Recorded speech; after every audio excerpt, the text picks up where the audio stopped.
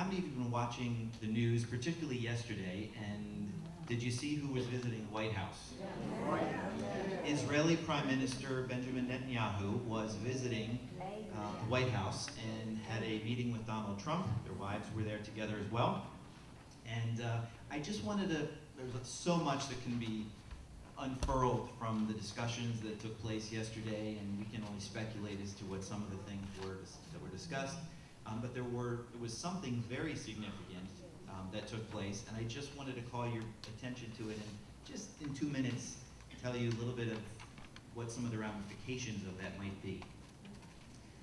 During the press conference where President Trump and Prime Minister Netanyahu were standing next to each other, our president said, of course, we're looking to find a way forward for peace in the Middle East, peace for Israel, peace for the Palestinians, peace for everyone in the region. And that's kind of a recurring theme that you hear for each president that is elected. That's something that's an ongoing goal that you hear enunciated in politics. But there was something unusual that was said in connection with that by our president, and that is that he is open to a one or a two-state solution. Now that is a big departure from the policy that we have been hearing over the last several presidents, President Bush, President Obama. They always focus on a two-state solution. What does that mean for Israel? That means the dividing of the land between Palestinians, giving them an autonomous Palestinian land, and one for Israel. So a two-state solution. This is the first time we're hearing in quite some time that our president and the policy of the country, we're open to a one or a two-state solution. Very, very significant. Now, why is that significant other than for obvious reasons? Biblically, and as Christians, if we're students of the Word of God and we understand some of Bible prophecy and what is coming, we don't want to see the land of Israel divided. Israel, and specifically Jerusalem, is the Jewish people's eternal capital. We don't want to see it divided. So from that standpoint, I was pleased by what I heard. But I want to call to your attention that a one-state solution and a peaceful arrangement that may come out of that, at least that's the hope, still creates big practical problems for Israel, for the Jewish people, for the land of Israel, for the government over there. And you say, why would that cause them problems? Well, statistics cause problems. And the statistics are, and it depends on who you're getting the statistics from, but in a very short time, some say as early as 2018, some say as far away as 2025 or 2030, Jewish people will be outnumbered in their own land by Palestinian Arabs. Right now, the statistics are in the West Bank, and we're dividing this into three areas. In the West Bank, when you hear the West Bank, I know a lot of people, you hear it in the news, the West Bank, the West Bank. It doesn't have to be complicated. The West Bank is simply the western bank or shore and the territory on the western side of the Jordan River. So when you hear the West Bank, it's not a place where they hold your money. It's the bank or the shore of the Jordan River as it runs from the Dead Sea in the south of Israel up to the Sea of Galilee. The western bank and that region that comes all the way to Jerusalem, a little bit south to the area of Hebron, biblical Hebron, and then up north to the area of Shechem and what today is known as Nablus. So that area is known as the West Bank. In the West Bank, you have 2.97 million Palestinians. Now, I have to qualify.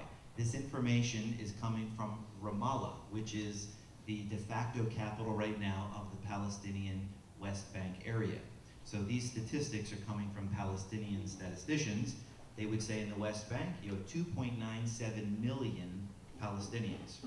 In the Gaza Strip, remember the Gaza Strip, that's an area that is in southern Israel along the Mediterranean Sea between Tel Aviv, Israel's large city on the coast, and Egypt to the south, right along the Mediterranean. It's a narrow strip of land, the Gaza Strip. Remember, Israel had settlements in there And several years ago, the world put pressure and Israel pulled those settlements out and said, okay, we're totally removing any Israelis or Jewish people from Gaza. And what did they get in return? Rockets being fired in by the thousands from Gaza into southern Israel. We go there on our Servant's Heart trip, not into Gaza, but to the border to help needy people who live in that area. In the Gaza Strip, 1.91 million Palestinians. And then throughout Israel proper, you have Arab Israelis, 1.53 million of them.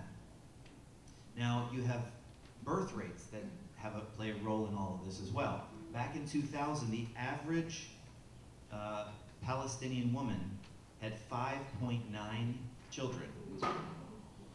That's diminishing. Now it's, in 2013, 4.1 per Palestinian woman. So they have large families and they're growing rapidly. Today, by their statistics, you have Israeli Jews, 6.45 million. 6.45 million Jews who live in the land of Israel.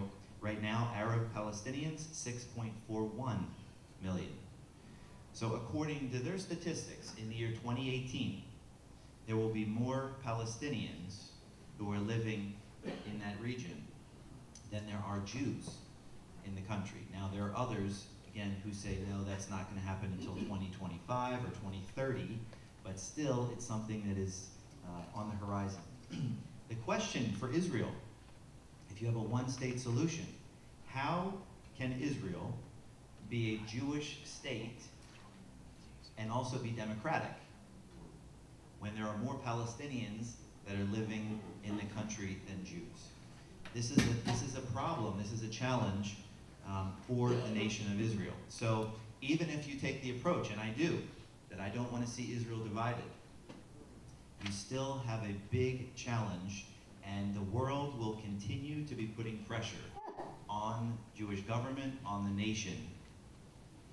How can they remain a Jewish nation and also remain democratic when they're outnumbered by the Palestinians who live in the land? So we need to be praying. We all need to be praying for the land of Israel. We know ultimately that there will be no lasting true peace until Jesus Christ returns. But in the meantime, we need to be aware of these things and be informed so that we can share this with others that we come in contact with. Okay? So just a few thoughts for today.